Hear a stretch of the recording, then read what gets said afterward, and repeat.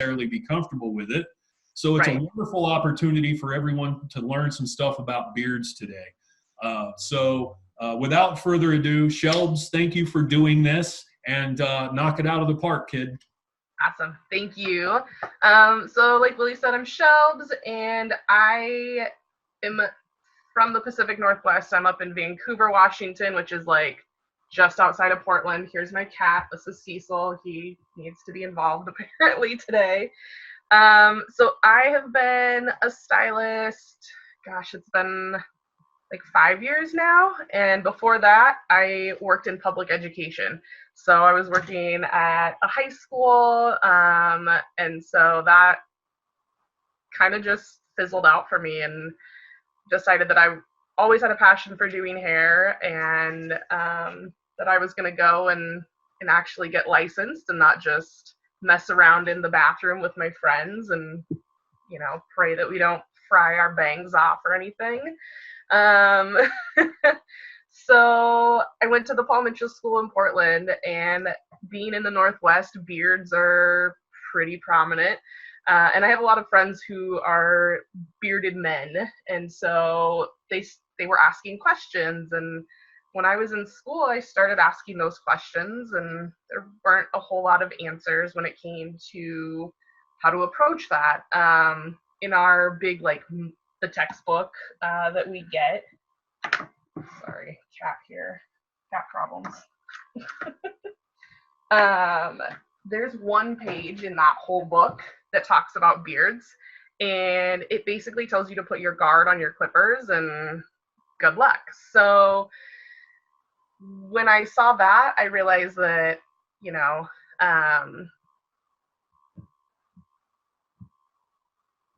sorry, I've got questions popping up on my screen here. Don't be thrown off by that, sorry. No, I just, there's something popping up there. So I started diving into beards a lot, and kind of had friends that would let me play around with things. I started doing beard blowouts, and blow drying the beard and styling it. And being the educator background that I have to kind of dig deep into everything. And when I started pulling up different articles and different things like that, I realized that most of them were paid for by big razor companies who had done these studies telling us, like, oh, beards are terrible, you have to shave, they're dirty, they're gross. And so there's a lot of history of beards when there's like money and business involved, which is really interesting. So I've been researching, studying beards for about 3 years now, and it's a service that I offer in the salon. I offer beard trims, I do straight razor shaves of the face, beard blowouts. I've helped people style their beards for like Halloween and different events that they're going to. That includes braiding and all sorts of kind of wacky stuff. Portland has a beard club, and so there's lots of things that kind of go along with what I do. So about 30% of my clients are guys with beards. They have pretty regular standing appointments. When we do a haircut, we also add a beard trim, and I clean up the cheeks and the chin and everything in between there. So I put together a little PDF for you guys today also. I'm gonna go over consultation questions about how we're gonna approach the beard and just kind of give you the basics. We're gonna talk a little bit about products and tools, and then I've also got some diagrams. So we're gonna share it on the screen. I tried to put a link to it on my website this morning, and that didn't work, so I'm gonna try again. But you guys can follow me on Instagram. And I've got my website on the screen right now. It's radstylist.com. And my Instagram is @theradstylist, R-A-D, like the word rad. So check that out. And we will jump right in here with beards, beard questions. So anytime I get a new client in the chair who has a beard, a lot of times for guys, this is the first time they've trusted somebody else with their beard. I find that a lot of men are new to growing their beard and they're not quite sure what to do. They don't understand why it itches. So there's a lot of things as somebody who doesn't have a beard that I had to learn. And so I'm kind of going to help you guys with that and pass that on. So let's go ahead, if we can scroll up a little bit here, and we'll start, just jump right in. Perfect. So one question that I love to ask and phrase it this way is, tell me what you don't like about your beard, or what do you dislike? It's a lot easier as humans to talk about the things that we don't like about ourselves. And so by phrasing it this way, you're going to get usually a more honest answer. You know, instead of bragging about ourselves, you know, a lot of times we're able to pick out the things that we don't like. So by letting your client set the expectation of either what they don't want or that they don't like, then we can move forward with that. So that's a pretty basic, I feel like, question, whether we're talking the front of the head, the back of the head, anything like that. So with that, let's move on to number 2. How do you feel about losing some length? So 2 and 3 kind of go hand in hand. Where are you going with your beard, and how do you feel about losing length? Just like the hair on our heads, beards can get split ends. They can start looking pretty janky after a while, especially if we're not taking care of them properly. And so asking about, you know, the length, at what point are we not going to be friends anymore if I cut your beard to this point? Like, at what point are you never coming back, you know? And so that sets that expectation as well, and kind of lets you know what they are comfortable with. They might have a weak chin, or they might not like the way that the side of their mouth looks. You know, you don't know what somebody's insecurity is until you ask them about it. So number 3, where do you see your beard in the future? Somebody might be on like the first month of growing their first beard ever. You know, I get a lot of guys who are out of the military or have switched jobs and now can have facial hair. And so they want to play around with that a bit. And so having some goals, some pictures, you know, not everybody wants to look like a Viking or Jason Momoa. I know it's surprising, but some guys want, you know, just maybe some 1-inch, like real nice stubble going on, you know. So there's lots of different things. I love pictures. Pinterest boards are amazing. I've got, you know, tons of different looks and different lengths, different styles of how it's faded on the sides that I can show people, and then, you know, go from there. So let's see here. Question 4, do you like a round or a square shape? So much like we talk on the back of the head, we've got, you know, triangular, square, round. We can apply those same principles to the front of the face. And so U-shaped, V-shaped, square, we've got all of that, you know, in the same kind of sense that we do when we're talking about hair. We can approach the beard in that manner. And this is talking about beards that are obviously a little bit longer. You know, once you've got that length, then you can kind of worry about what that shape's going to be along the bottom there. So let's see here. Let's jump to number 5, products and tools. All right, so this one is going to be a little bit more lengthy. One thing I like to ask, and I usually get pretty similar answers when I ask, is what do you do with your beard right now? Most guys will say they either wash it with the same shampoo or body wash that they do the rest of their body. Some guys brush it. Most don't blow dry. And so there's certain reasons that I talk about those things. Blow drying a beard, it will help your skin. It will help the appearance of the beard. Think about like putting wet hair up in a bun on the top of your head, and it sits there all day, and 12 hours later you go to take it out and it's just kind of still damp and gross. beard hair traps all that moisture after you've washed it right next to your skin, and you're doing essentially the same thing. So by not drying your beard, you're just having that moisture right against the skin, and we can get really bad buildup and acne. There's lots of skin conditions that can happen underneath a beard if it's not properly maintained. And so don't shame anybody ever for not doing something, but educate them as to why they should. So when we're talking about tools and products, if they don't buy them from you, they're going to go somewhere else and buy them from somebody else. So have that stuff on hand, or have a place that they can get it. You know, that you either have like an affiliate code or something like that. So in the PDF, I've actually included links. And so if you're interested in some of the products that I'm talking about today, I can email you guys this PDF, or if you want to shoot me an email, shelby@radstylist.com, I can send it out to you.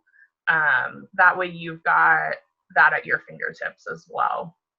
So products and tools, let's see here. Other than blow dryers, combs, brushes, boar brushes, like boar bristle, are fantastic to help disperse the oil from our face down into the beard.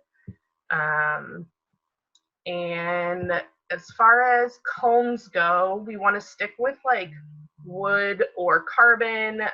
We don't want plastic pressed combs. They tend to really tear at beard hair and cause even more splits and damage. So just shy away from the plastic combs. They're usually, the little bit cheaper ones that come in with like the clipper sets that you get that you would use for men's grooming. You know, you can buy them at Target or whatever. Toss that bad boy out. Get a carbon comb all the way. They make them in a ton of different sizes. I like the Cricut ones, but there's tons of them out there. Wood is also great. And so check those out. I highly, highly recommend it. What does your morning routine look like? So is this somebody that showers daily? Do they wash their beard all the time? Are they a get up and go? Do they go to the gym? Similar to how we would ask lifestyle questions of our hair clients, we're going to do the same for our beard clients. And so, you know, if there's somebody that just, they shower at night and then they go to bed, that routine is going to look a little bit different than somebody who's like, I refuse to blow dry and, you know, I shower 3 times a day. So we need to know what their routine is. That way we can recommend products and tools better for them as well. And we don't want to give them unrealistic expectations. If they want a Viking beard and there's somebody that goes to the gym all the time and has a really active lifestyle but is not willing to budge on taking care of it, I mean, that's cool if that's what your goal is, but it's going to be really hard to get there and maintain that. And so asking consultation questions, you know, we're setting expectations, so that we don't get to the end of the service and have that breakdown of communication or disappointment. All right, number 7, how often do you shampoo your beard? So shampooing our beards is a little bit different than shampooing your hair. The reason that we shampoo hair is mainly to, you know, slough off the oil, the dirt, anything on our scalps that might be a free radical. With beards, they need some of that natural oil. So beard shampoo is actually formulated with a little bit more oil in it. And so it's a different formula. I don't offer a beard shampoo in my salon. I just don't have a way of rinsing the beard. I do like the Amika, it's a shampoo foam, and so that works really fantastic. And then it's still cleansing, and I've got one guy that actually uses it throughout his work day. Like if he's on a job site, he can go and use that dry shampoo in his beard. And because it's a foam, it really penetrates on his cheeks, which is really awesome. So beard washes, think about like food and skin and all those things that could get trapped in there need to be combed out, need to be washed out on a pretty regular basis. We brush our hair regularly, and not all guys brush their beards regularly. So that kind of segues into number 8. How often do you comb or brush? Again, daily should be our thing. And the reason I say that is we want to strengthen those follicles. A lot of guys that are just starting out have problems growing hair on their cheeks, can be a little bit patchy. And so we're going to strengthen those follicles by brushing different directions, moving that hair. We can overdo it, obviously, but we want to make sure that we're getting all that dead skin off. We want to make sure that the hair that isn't attached anymore is coming out of there. Any food particles aren't just chilling. And so let's see here. My little PDF went away, but that's okay.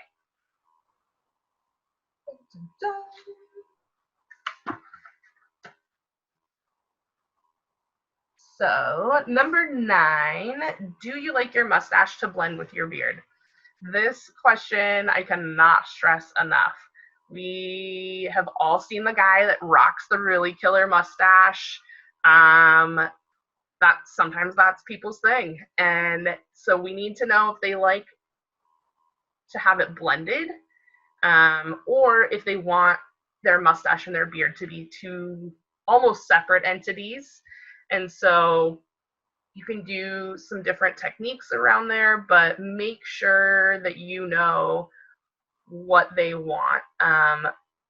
Some guys will get rid of the mustache and just wear the beard.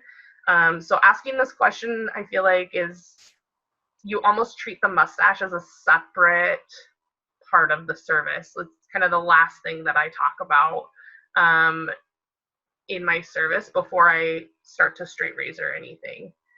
So speaking of straight razors, I do want to touch on this. I know that we've got people from all over the place who are tuned in right now.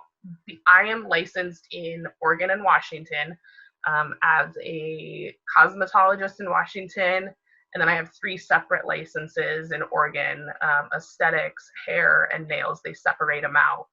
And so I'm able to use a straight razor, but please check with your state board before you get all, crazy about using a razor. I've also included the link. You guys can check out the shark fin website, but they have a feather razor that's got a little bit of a guard to it. That's a great way to start if you are not comfortable straight razoring, or if your state board says that you have to use a guard. So there's that. I actually use like a straight razor, and then I change out blades in between every service. In front of the client, I have a sharps container on my station, so everything gets tossed in the sharps container and then disposed of via like the biohazard. I take it up to the local fire station and they take care of it.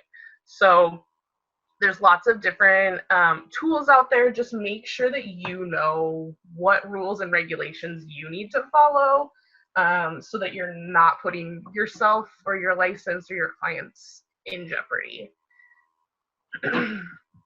Let's see here. Those are the questions. I added a few links on here to different beard mannequins. They actually do make mannequins who have full-on beards. I use them a lot of times in my classes because sometimes I won't have a live model, and you can get them that are pre-permed, and so you can really actually get a feel for what that's going to be like. Yeah, actually, we can scroll down to that last page there if you don't mind, Willie. I included, if you guys want to, I don't know, screenshot or take a picture of this, or if you want to email me, I can send it over as well. But these are just a few of the face shapes and styles of beards that go well on those face shapes. So just a couple options for each face shape. This is not a like absolute, and just, so that you guys kind of have a visual of what that looks like. We all learned face shapes way back when, and we use them sometimes when we're doing color and we're doing cuts and we're doing bangs, but when we're thinking about beards, it's kind of a whole different beast. I especially am digging the mustaches on these. I'm kind of laughing about that now that I'm looking at it. So, what questions? Does anybody have any questions for me? Yeah, if you want to message me on Instagram, whatever's easiest for you guys, for sure. I've got all that info. So my Instagram again is the Rad Stylist. So I have a couple questions. Yes. And I wasn't monitoring questions. I'm incapable of doing two things at one time. So, and then I'll get to some of the questions that were asked. We talked at length last time about how to properly edge up. Yes. Whether they keep their head down, lift your head up, what you should do, stretching skin. So could you talk a little bit about that, please? Yes, I can. Okay. So what Willie's talking about is this under chin area. So we always want to make sure with beards that we're cleaning up the cheeks and the under chin. The way that we set this guide depends on the face shape and how prominent they may or may not have a double chin, because we don't want to create a third chin, right? We've all seen that person that's cut their beard so far up on their face. Let me see here. I've got my little mannequin head here. Okay, this will be easier to see. So we've all seen that person that when they trim the beard and then they kind of are just in a resting position, that beard doesn't necessarily follow their jawline, or it's above the jawline, right? Because what happens is people will do it themselves in the mirror. Okay, well now we've stretched all this skin. So even though I feel like I'm cutting right along that jawline, as soon as I put my head down, I've now given myself this really sweet little line that doesn't follow where my jaw should be. So what we're gonna do is we're gonna find the Adam's apple, and we're gonna use 2 fingers. And so when their head is slightly tilted, we want to do a 2 fingers, and where that finger stops, that's where we're going to set that length, or set that point. And then we're going to follow that back to where it attaches on our jaw. So 2 fingers here, and then I'm going to follow that jawline until it comes all the way back to the ear. The other thing that I like to talk about is where do we square this off? We want to make sure we disconnect that hairline. I've seen so many people that have a beard that now becomes part of their neck. It's like their ears in this nice little igloo of hair that I don't want it to be in. So we want to disconnect. So follow where the ear, the bottom of the ear all the way down to the jaw. That should create a straight line for you right there. Some people have hair that extends beyond that. So just cut that off right here. We don't want to cut into it. We don't want that to be a C shape or anything like that. We just want that straight line. And then that's going to give us that point now where we've connected from our 2 fingers above the Adam's apple. So that's how we create that bottom shape along here. And so let's see here. I have another question for you if you're ready. Yeah. Okay. If they don't have a mannequin to practice on for shaving, what are your recommendations for practicing shaving? Your arms. Seriously, I still do it. I still practice on myself, and I know that sounds crazy. depending on your razor, you'll get a feel for it. And I mean, you can do your legs, I guess, too, but arms are a little, I feel like, easier. I don't want to have to pretzel myself to do it. It's a lot of touch, it's a lot of pressure, and so you kind of figure that out. And there shouldn't be a whole lot of drag when you're doing it here. So I do practice pretty regularly, but right now probably more so, just so that I'm not out of practice when I go back. Let's see here. I've seen a few questions on the side. Is that where we're reading them from here? Yes. So Perfect. the next one I have is products when it comes to like conditioning, beard maintenance, dry, brittle. Yeah, absolutely. Two of my favorite companies for products are, one is a local company, and I put the link in the PDF. It's Backwoods Soap Company, and so they're actually part of, or they use the spent grain from brewing beer at a local brewery, which I know sounds probably very hippie and Northwest and whatever, but grain and hops are really awesome.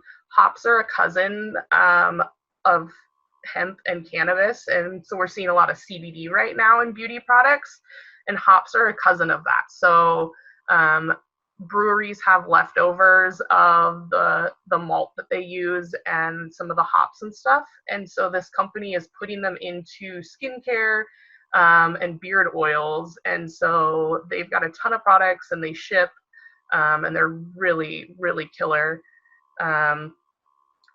I like them because they're formulated with beards in mind. So coconut oil isn't going to do anything. Coconut oil sits on the outside of our skin and our hair. It is too large of a molecule, and so using different carrier oils like these guys have allows that oil to absorb into the beard and keep it from being less brittle. The dry and brittle a lot of times also comes from lack of combing or brushing. We're not pulling that natural oil from our face down into that hair. So we want to make sure that we're using beard oil before we blow dry as well as after. The reason being, we want to put a tiny bit in right before we blow dry. That's going to warm it up and it's going to allow for that slip to happen. And by doing that, it'll help comb through it and it'll help to brush without having a ton of pull while you're blow drying. And then to finish, most balms, a balm is lighter than a wax and it's got more oil to it. And so because a balm has quite a bit of oil, that will be your finishing product. It'll help lay down any kind of wild hair, and it'll add that nice shine without it looking greasy or, gross. Awesome. So really looking at beard care, it's a lot like hair care, kind of a prep style finish, Yeah, finish. absolutely. Yep. Yeah, Okay. the hair itself, it is a little bit different. Here's a fun fact for you guys, and I don't know if I dropped this last time. Beard hair is technically pubic hair. Anything we grow after puberty is classified as pubic hair. So there's your fun fact Friday. So, but the maintenance of the hair is very similar, right? So it's going to get dry. We need to maintain that. And so a lot of guys that complain about the dry and brittle, I find that they don't have a regular routine when it comes to that. That's what I mean by prep style finish, just a routine. I mean, it's a little different hair and how we do it is different. Someone asked a great question. Do most of these beard oils have a heat protectant in it, or is that something we should be concerned of? No, most do not, but I'm also not using very high heat on anything either. I have a styling brush that's a small one meant for beards, but it only goes up to 275. So I mean, I would still add a heat protectant, and I've never actually done that. So that, thank you for that, because I will have to add that now and make my own little cocktail. Um, but I don't ever touch a beard with anything over 275. That's just my own, like, I can lay down the hair just fine between a blow dry and a finish. I don't need to worry about blasting it with a ton of heat. Okay, that's great. Something my wife is always elbowing me in the ribs about is every now and then we'll see these ads for like a men's beard, hot like beard flat iron or beard accessories. You find those useful for your clients to have at home? I like the brush. That is my absolute favorite. It's a silicone one. It heats up. They make like bigger versions, like Amika's got the Hot Tool one that's like the giant hairbrush. Um, but they make specific beard ones, and I actually find that the guys who want to maintain their beard are willing to put in, 20 bucks a month or whatever it may equal out to, just to have it looking good. Um, I've even got guys that I will go and do like wedding styling for beards and getting them prepped, day of, like grooming the groom, and that's become kind of a thing. So there's this whole market that has just gone untouched, because in the past beards have been dirty and gross and whatever else we want to say, or maybe we've just been scared and didn't have the information. Um, but it's definitely something that I'm very passionate about, obviously. And so I think that it's definitely an untapped market. Well, I think what's part of the reason, we decided beards for the day is after speaking with you some weeks ago, and then really kind of reviewing my years behind the chair, I've been busy in the salons I've been in, and I think a lot of the guys whose hair I did at some point in time or another, they came into me with a beard, Yeah. and think of it as an opportunity for additional services or additional product. If you're not doing it and you're cutting their hair, someone's doing it, or they're buying it somewhere, or they're thinking about it.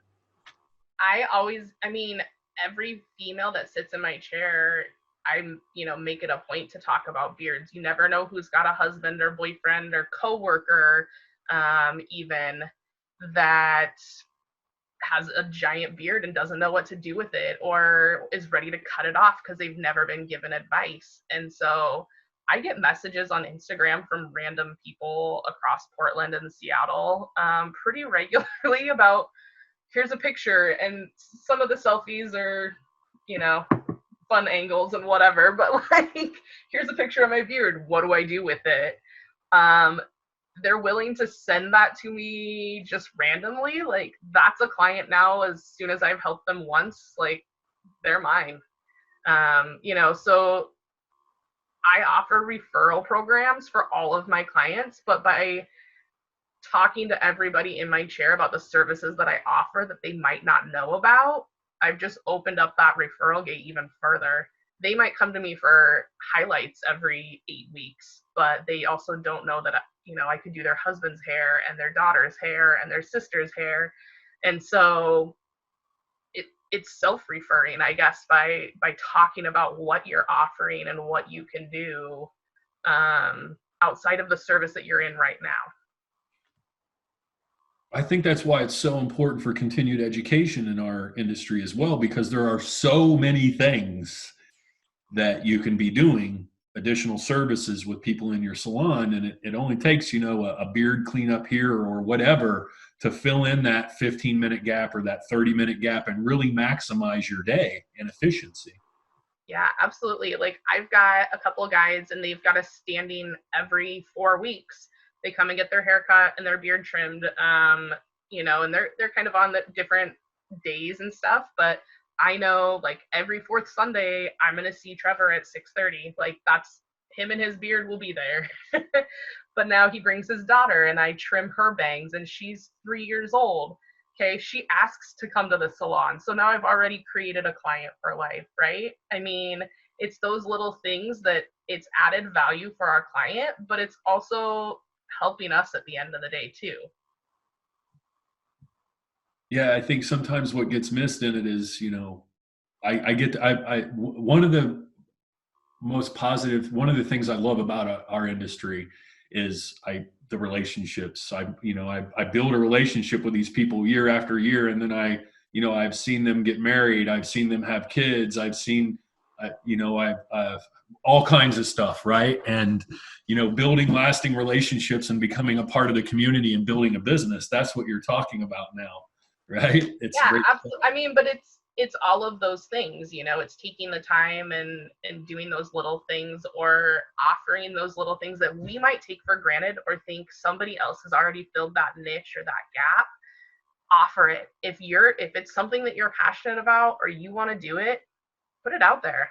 Why not? I mean, that's how I ended up here with beards, like and it's taken me all over the place, and I've now, this has been awesome being able to talk to everybody through here, but I teach classes in salons and I've done other education. And so run with that crazy idea. I got told no by a salon when I was an employee at a salon when I wanted to add beard services to my menu.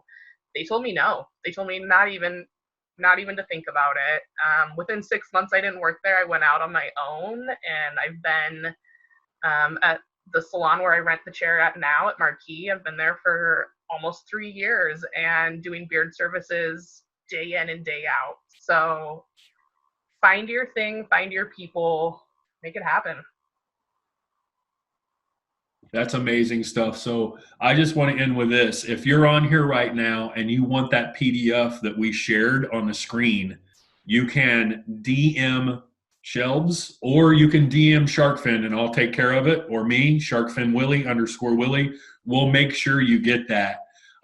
This video will be up on YouTube within 24 to 48 hours, and I'll make sure we share it through there as well. So as always, with everybody that's been on the last 4 weeks, thank you from the bottom of my heart, because I get a front row seat to all this amazing education. But also, if it wasn't for you, we wouldn't be able to do this.